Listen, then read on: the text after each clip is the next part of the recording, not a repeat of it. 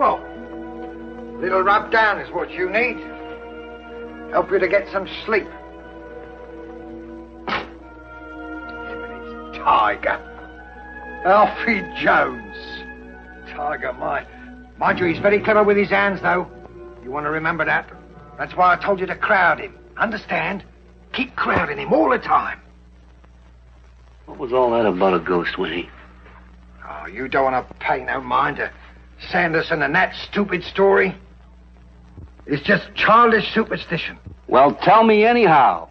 Look, you're going to fight tonight. I'm not going to fill your head now with a lot of silly twaddle.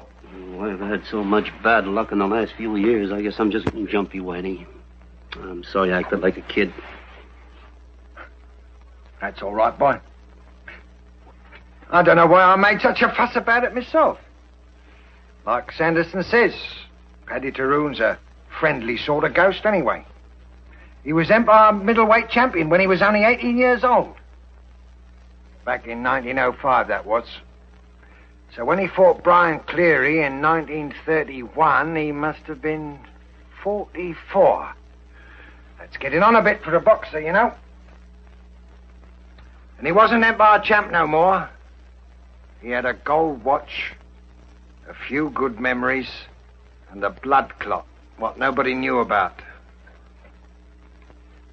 He fought Brian Cleary right here in the East End Arena. Brian liked the old boy, wanted to make it quick like, you know, so he knocked him out in the second round. That was an act of mercy, Brian thought, only that blood clot of Paddy's got dislodged. He died before they could get him into the dressing room. Well, that upset Brian a bit. Of course, he soon got over it, you know. I mean, he knew it wasn't his fault. Only 4 years later, Brian went crackers. Just before a fight one night, he suddenly started raving and swearing something awful. He said he'd seen Paddy Taroon. Seen him, mind you, with Paddy dead 4 years already. Brian says that Paddy just stared at him and shook his head slowly from side to side, like he was trying to tell him something. And Brian says, well, what could he be telling me except, don't you fight tonight, my boy, or you'll wind up like me. Well, he fought anyway. And he was winning too, hands down. Until Frankie Shane, fighting him back as best he could, suddenly caught him with a lucky right. Oh, what a whopper. Caught him high on the forehead and pitches Brian towards the ropes and through the ropes. And he smashes his skull on the ring post.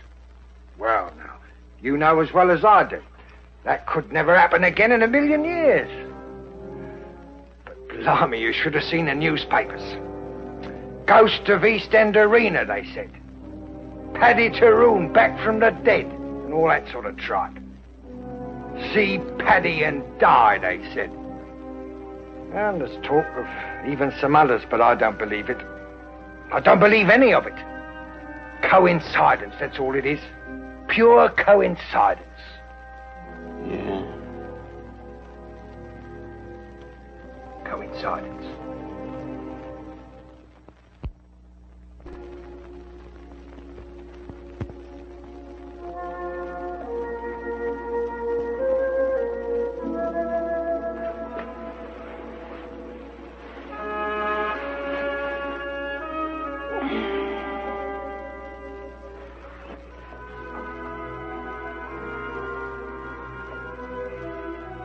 Who are you?